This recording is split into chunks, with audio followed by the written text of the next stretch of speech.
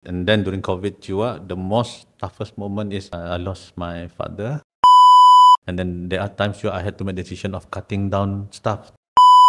Sometimes customers can be macam nya ada sorbet tu, ada milk kah rasanya? But actually there's no milk.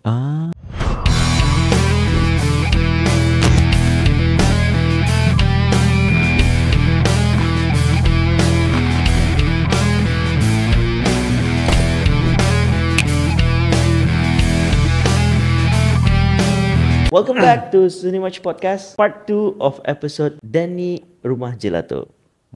So, tadi masa part 1, ujung-ujung atau kita ni hampir-hampir sudah akan masuk your experience masa COVID apa itu ni. Tapi in general, aku nak tanya something.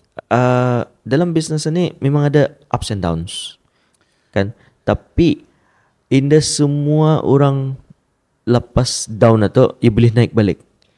Tapi what is your biggest down moment and what is your motivation lah untuk naik balik itulah? Yeah, of course every entrepreneurs or whatever your career background itu, you have your ups and downs atau lumrahnya lah. So for me personally, being an entrepreneur ni memang pernah mengalami downtime orang. So one of it was during COVID itu, I experience macam stressful moment when your sales itu is not projecting the way you want it to be. So sales pun low apa semua kan. So it hits me to the ground, and then I have to come up with something. So one of the things that I did masa tu macam coming up with our cakes. So we can see people nampaklah mula-mula tu perlahan our sales of cake itu memang slow, tapi bila sudah keep on pushing it, then the sales was menunjukkan ke the way I want it to be but then not all the way up and down apa semua kan. And then COVID itu really hit us at the spot we had to think differently lagi. Apa lagi. So ceritakan sedikit, when I during COVID I was di luar negeri masa tu. So kan balik pun payah juga. Terus kah?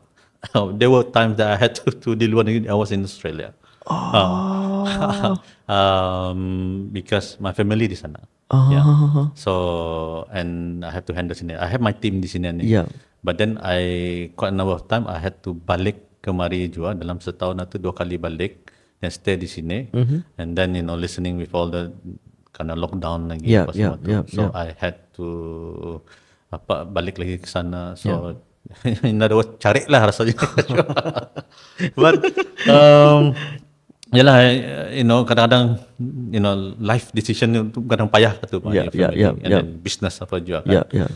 And then COVID, and then during COVID juga the most toughest moment is I lost my father in December 2020. So it was really down for me juga. And then like one after the other masa tu.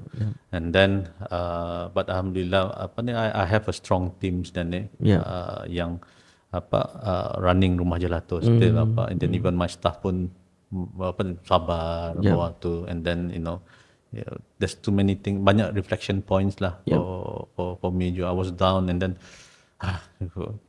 but then I talk to my staff, guys, this is the toughest moment for Rumah Gelato and all of us.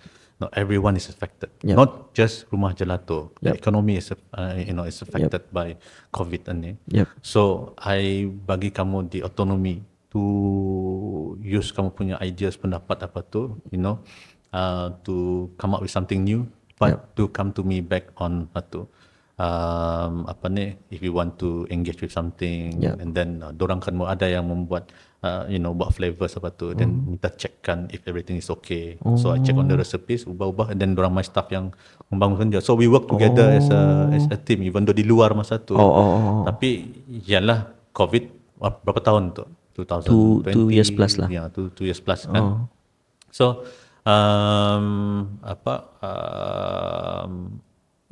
moment of balik sana, turun balik apa tu, came here, and then kira itulah membuat perubahan arah rumah gelato tu. And then there are times where I had to make decision of cutting down staff to make sure that because sometimes the sales doesn't projecting right way, so I have to reduce the number of staff. It was because kalau in a team, then I have to reduce. Kadang-kadang there are some good stuff that you have to lay off. But sakit rasanya lah. Sakit je lah rasanya. Which mana juga kan. So those are the period of down moment lah for Rumah Gelato. So how did I push back? Of course, gather all my staff and then up until now I still have my staff yang dari 2018 sampai sekarang ni bekerja with me juga. Appointed her, is a local, ia jadi kira gelato, aku ajar ya cara-cara buat gelato. She can come up with itu, and then she also menggunakan the space untuk practice membuat gelato cake. If you see dalam kami punya IG, we emphasize on our gelato cake and then coming up with customized design. We have a customized design. We have a design yang normal standard punya tu. So alhamdulillah, so kira berjalan lah. Itu kira part of hikmah of COVID lah. Ada innovate something new apa tu. Yes. And me being di luar negeri tu, di sana pun I find barang-barang new ideas, and then mana ada bawa balik kemari, and then get my stuff macam coming up with mold of our dinosaur gelato cake. So you go, okay, this is a dinosaur, design it nicely. Orang buat lagi lah, design lagi lawa apa tu. That's one of our produk yang bergerak. So automatically berjalan lah kalau ada orang order apa semua tu. So those are the things that I did, to bring myself to get back on track lah. Tapi if I may know, masa before COVID berapa your staff, and then masa COVID itu berapa yang tinggalnya lah? Pre-COVID we had Rumah Gelato membangun sampai 6 branches.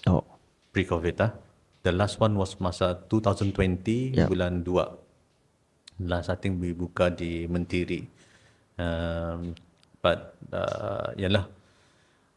they were all together 6. Then I had to cut down dalam 5, tinggalkan 1 di Kulab, our very first branch but then the second one itu, right now we have a factory set up di Bina.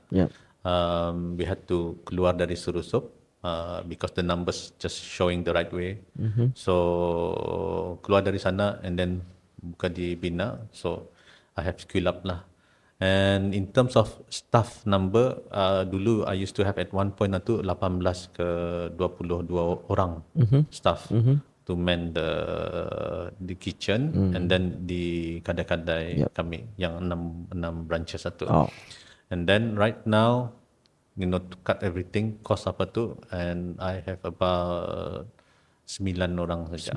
That's more than half. And then I'm doing, so many things at one time lah. So kadang-kadang tertarik rasanya sana, tertarik rasanya kemari, being dia menjalankan tugas as a father, as a chef juga, gelato chef and then so as an entrepreneur, I know it myself, those are the things, sacrifices that I have to make. And Yeah, I'm still, recovering lah. recovery. Tapi alhamdulillah lah, slowly pulang the number satu, because we will talk about it because he's talking about Brunei punya market. Yes. Challenges buat business di Brunei. Pasal tu kan population. Population tu we only have nda sampai 500,000, 470 estimation. But kirakan kita ni nampak sendiri in the market terlampau banyak penjual, sedikit pembeli. Tapi masa you first started, is it that way ataupun macam mana? Pasal right now kalau aku myself nampak masa ni makin ramai entrepreneurs di Brunei, which is a good thing. Tapi untuk yang membalia tu macam makin berkurangan kan? Just to share je lah. I mean, when you mentioned the population of Brunei, dalam 470 more or less. Dah sampai 500,000 apa. So, being in 11 years in this business, of course I come up with macam business plan. When my business plan ada stated how many local brands that back in 2014, there were about dalam 5 to 6 brands apa tu yang ada kadai apa semua. And then right now, I think 2022 itu ada, along the way juga, I see that the emergence of new brands coming in. So right now kalau kirakan there are about 30 plus apa tu, taking into account the home business, and then taking into account yang ada juga kadai physical tu. And of course, if you want to look it into like into a pie, whatever pie, shepherd's pie kan. Dulu lapar ke selajar. So the pie has gotten smaller and smaller. Everyone is taking up the pie. Dulu, you used to enjoy the larger pie. Tapi yalah, that's how things are kan. So with the country punya small population tu, it's just it's very telling that you need to go out. You need to go out and then get your product out. You can't just stay in Brunei. You have to go out one day. My mind has been thinking about how to go out. You are still in your recovery period. So, there are so many other things that there are in the pipeline for Rumah Gelato and I wouldn't want to share all tapi one of it is as discussed, as share with the advisor dari Dewan ada orang betul you have to get your product out. I'm coming out with certain plan that would allow Rumah Gelato to go out, which is by through networking and then try to get investors coming in, and then lay out the ideas and plan on how to grow abroad. Mesti je bah. Mesti je kita keluar. Because I think for 10-11 years ni, kirakan you have people know your brand sudah. But not every day people eat gelato. I have to be realistic. Not everyone gonna eat ice cream or gelato, whatever it is. There's a lot of brands out di sana, yang local and then yang foreign Di mana-mana ada jual kedai ice cream and just to share you, Rumah Gelato, we are at several places. When I mentioned the QLab, it's not only one branch, tapi we do a distribution channels. So we are in KB, in Tutong, in Bandar, and then insyaAllah di Tumburong. Ada kadang-kadang runcit, we have our own freezer with our own design, our own branding on our freezers. So that's nice. So alhamdulillah, it's showing some bergerak, berjalan kami punya produk itu. But of course we encounter certain slow moment because like I said tadi, if you go out there are so many brands to choose. You are spoiled for brands. Semua ni. Ini mahal. Kadang-kadang price come into factor. Benar. Kan? So when price come into factor tu, okay, I have to kurang kan looking into some promotion apakah, but then there are certain I cannot go down within this price because di kedai luar sana pun diorang akan mau ambil certain percentage kan. So I have to think about that juga. Itulah. I answer your question lah. Boleh lah. Itu benar. Tapi itu tu that's the challenges in the Brunei pasal macam banyak sebenarnya orang kan mau buat bisnes di Brunei ni. But itu tu one of the factor is population apa tu. So other than COVID apa tu, itu memang unexpected lah.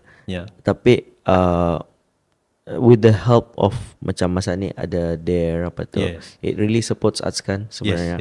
Tapi you were there, you were with Dare, you were with Life for Year hampir. I join Dare, kira be part of dorang punya micro bootcamp dulu. I think the second one kali. Second cycle? Second kali, because the first one was with I think yang paling awal dorang si Loki. Dorang paling awal. Lepas habis program dorang, dan baru aku masuk. Pasal datang aku baru habis. I resigned from my day job waktu dulu.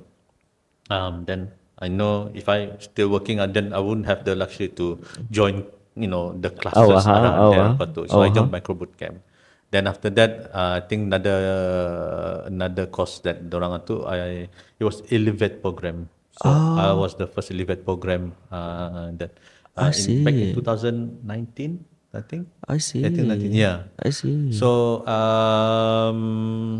being a part of Elevate program, then that pushes us to think bigger lagi apa semua tu. Then that was the time juga cake was part of gelato cake was part. That's why I keep on. I push for cake production. So. That was back in 2019 too. 2019. Atau cycle tu? For micro bootcamp, I think yang awal-awal 2017-2018. Okay. And then after that, Elevate program. Yang macam sampai di musim COVID. I remember I was di Australia masa tu doing Zoom sama Elevate, doing the Elevate program. Pakai Zoom lah. So we dah sempat duduk sama, dulu how it was kan during COVID. It's just doing Zoom apa juga, and then buat kerja. Tapi membantu dorang tu sebenarnya. Yes. They really help, and then they push you, they drive you apa semua. And it was an experience lah that I can't thankful enough to them for helping me. To keep pushing, to grow apa tu, bagi semangat ada juga. Kan? So macam myself, kira kan I owe them a lot. A lot. Pasal banyak orang cakapnya, kan buat bisnes nak ada duit. Tu orang bagi duit. Boleh lah. Bukannya senang-senang pulang, tapi ada proses yang adalah diorang boleh bagi geran tu kan.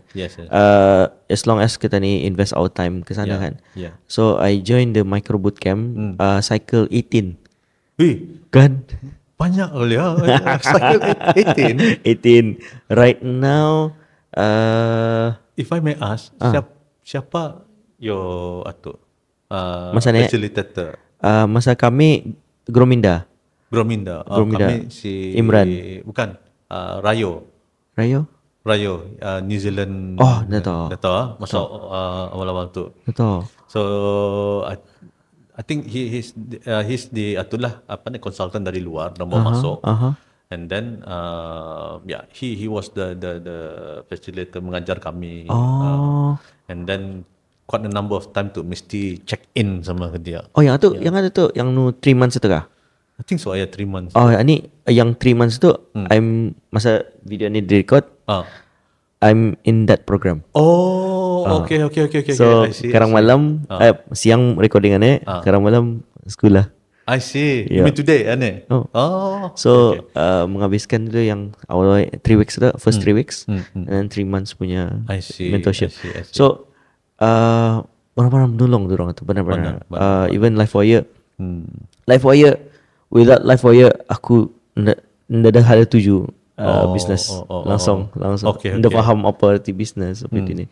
Tapi diorang yang menolong lah, alhamdulillah. I see. Aku Livewire pernah join masa UBD dulu. Oh. Yeah, I was lucky enough. Alhamdulillah lah terpilih to join Livewire. Awal sudah tu. Oh, lama sudah tu. Awal sudah 2003. Tapi masa tu Livewire punya building was at PGGMB building di Bandar. Ada Kianggeh. Yep. Yeah, di atas tinggi tu. Yeah. Oh. It's I think 2 or 3 days sama Mr. Steven. Oh, Steven. Kurus-kurus. Oh, aku nambet. Nampak dah? Nambet. Oh, yang mengajar the course tu. Aku masa Livewire si Bobby. Bobby. Okay. Bobby pun pernah kami buat podcastnya. Very interesting. Sekali ia pun the first question yang aku tanya. Aku macam mana boleh kau tahu all these things, all this knowledge sepertinya. Rupanya ia pun belajar dari si Steven ni. Ia pun part of program Livewire dulu apa. I see. So siapa kan mau melihat episodenya boleh lihat episodenya. I still remember si Steven. Ampet Steven. Mat di Kianggeh tu. Aku di VD tu. Iya, ada that one part of the course satu yang bertanya, okay, sell me, come up, list down number of ideas that you can sell through this. What's that? It's a paperclip bah. Paperclip tunjukkannya. So from that paperclip, list down siapa paling banyak dapat ideas. Just list down saja. On top of your brain, what can you do this paperclip? So we list down banyak kan, dan jadikan bisnes ada macam-macam lah sekali. Alhamdulillah, I won it. Alhamdulillah, Tania. I still remember that. Yeah. Tania. So that was one of the kira. I think exercise. See paperclip satu differently. Yeah. Tie shoelace and then hair clip, from a paper clip kan. Masa kami butul air. Air ni mau jual macam mana? Harganya macam mana? Rupanya diorang mentrain tu macam to see things differently bah. Betul orang kan. Correct. Don't see things straightforward. Tapi paperclip tu different level. Ada tahu shoelace ni aku hair clip and then earring apa semua, if you design it, so it's all about bending the thing that you see the product tu. So I see it differently. I see it in terms of business. What can you turn paperclip into? So they explain lah, tanya. Then I explain lah macam ni. Don't say paperclip. You open it and then you turn it into like an earring, boleh apa semua tu kan. Okay. Yeah. So kira kan macam tadi your background is business administration. Yeah. Kira kan ni curious saja. Kira kan on the real world, how helpful your business administration yang diri UBD tu sama the activity luar ni boh? Okay. Of course, masa buat dalam program business administration itu, my degree itu, some of the courses itu, ada courses entrepreneurship. Of course, you do business like in a group apa kan, and then again ada another course satu small business administration SPA tu. So the course yang di sana tu mengajar you on how to run a business. Came up with a business plan apa tu. I think the countless number of business plan that I got myself ready. So those are one thing. And then again, business administration, macam they have courses like marketing, accounting and finance apa tu. It has helped me to run my business like a normal business apa tu. Kira foundationnya lah.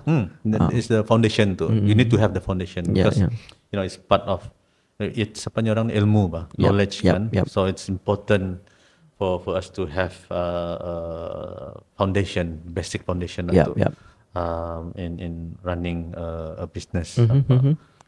Sekali masa sudah go to the real world, you apply it. Macam of course di masa UBD you learn about penyediaan orang ni cash flow, how to do a cash flow apa tu, like when you start business, you need to have like projected cash flow. Yep, And then making sure that your cash flow tu ada ya punya low case scenario or higher case scenario or medium case, macam mana you're projecting your sales coming in to your business apa tu.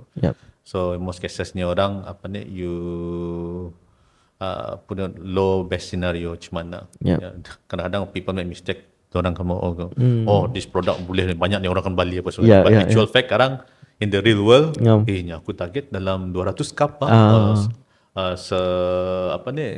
cup sehari. But actual fact, maybe you would get that now, tapi actually 50 or less than 100 cups per day. So you have to be careful with that lah.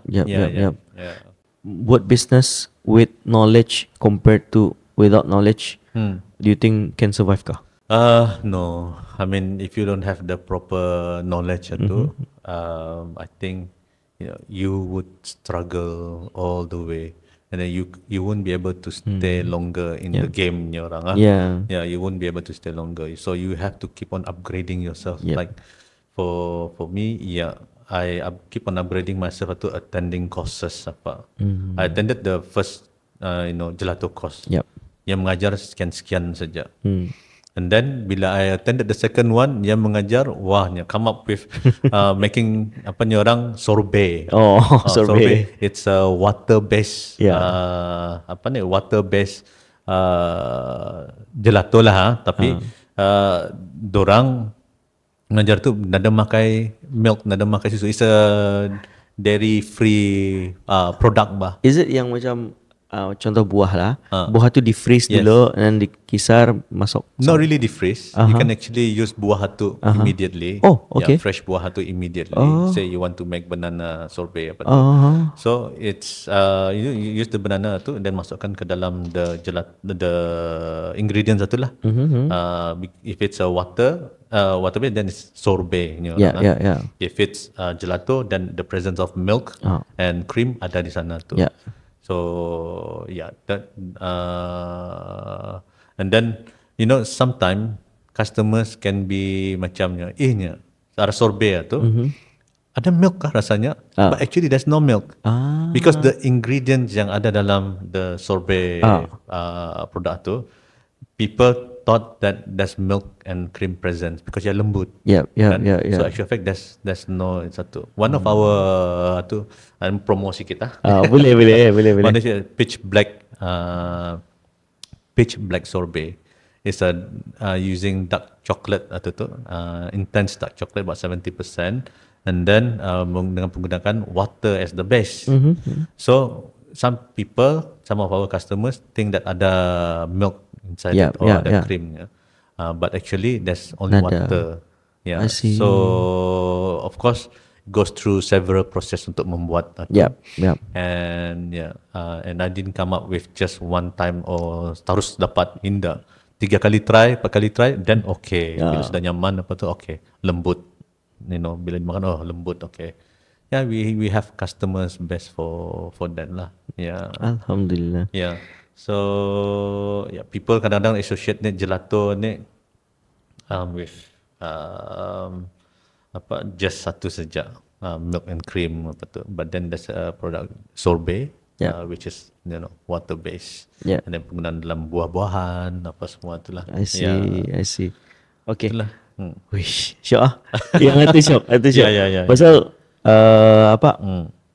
without that, macam mana you can explain your customer atau macam as simple as perbezaan ice cream sama gelato tu pun ada punya sciencesnya. Ada. So penting knowledge itu. Very penting. It's penting. Macam pembuatan gelato tu, when you look into the pecahannya, macam you have to think about berapa fat contentnya, berapa ia punya sweetness levelnya for ASEAN market. Aku kena introduce tu masa kursus. Yang ASEAN market normally goes for 17 to 18% sweetness level. So kalau market lain? Kalau European market, they said kalau di European they can go up to 19 to 20% sweetness level lah tu. So isn't it too manis? Some of them like it that way apa tu. But then they control it by using certain ingredient to lower down the sweetness level lah tu. Pasal penggunaan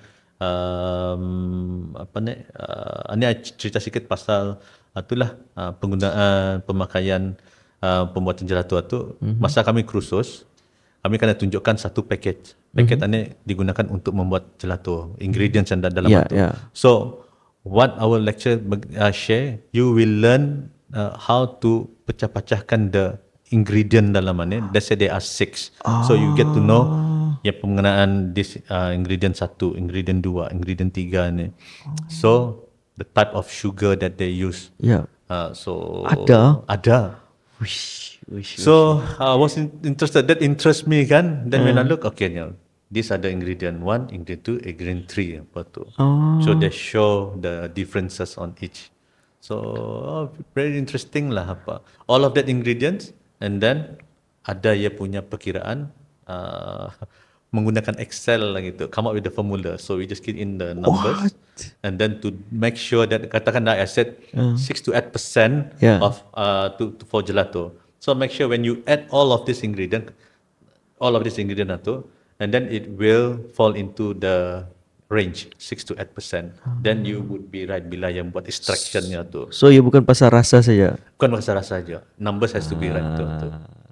Kan luruskan yang kau pasal this kind of thing, this kind of conversation masa episode si Lokman Urban Kitchen sama. Yes. Sebab tu aku jealous pada kamu ke Beijing sama-sama. Because I could spend time sama diorang berjaga tengah malam bercerita pasal macam mana. Next time. Okay, insyaAllah. So kita ni kan cerita lagi pasal sikit saya lagi, tapi kita ni kan sambung di part 3. Alright. See you in part 3.